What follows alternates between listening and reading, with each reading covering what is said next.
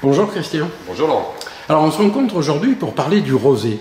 L'engouement pour le rosé est indéniable depuis maintenant une bonne décennie, mais parle-t-on d'un grand vin? C'est vrai qu'on a toujours cette question qui est un petit peu récurrente, est-ce que le rosé est un grand vin? Pour ma part, oui, parce qu'il a toutes les caractéristiques d'un grand vin. Par contre, on se heurte à une problématique, c'est que le rosé ne rentre pas dans le concept du grand vin, parce que souvent on assimile un grand vin à un vin rouge ou un vin blanc, qui souvent se garde, qui souvent est mis en avant à travers son terroir et à travers les vignerons. Et c'est vrai que les codes du rosé sont sensiblement différents, parce que, par exemple, on ne parle pas de millésime pour un rosé, ou du moins on a toujours cette fameuse course au nouveau millésime qui sort chaque année. De vigneron, c'est assez difficile parce qu'on est souvent un petit peu dans la conceptualisation de la marque et non pas du vigneron, alors que derrière les grandes marques de Provence, il y a aussi des grands vignerons.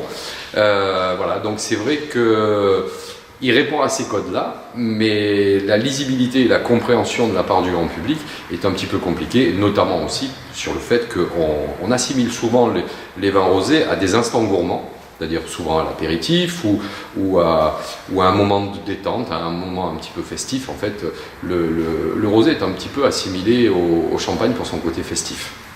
Mais pour le grand public, comment fait-il pour reconnaître un bon rosé ou un grand rosé?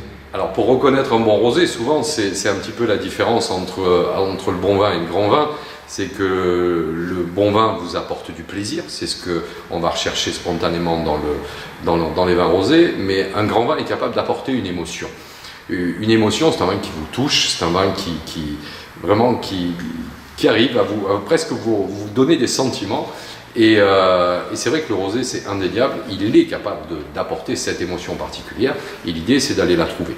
Alors, pour ne rester uniquement que sur la Provence, on a un gros travail qui est fait de la part des vignerons depuis quelques années, justement, où on essaie, même si le rosé est un vin un petit peu technique, on essaie de mettre un petit peu la technique de côté pour essayer de laisser parler le terroir.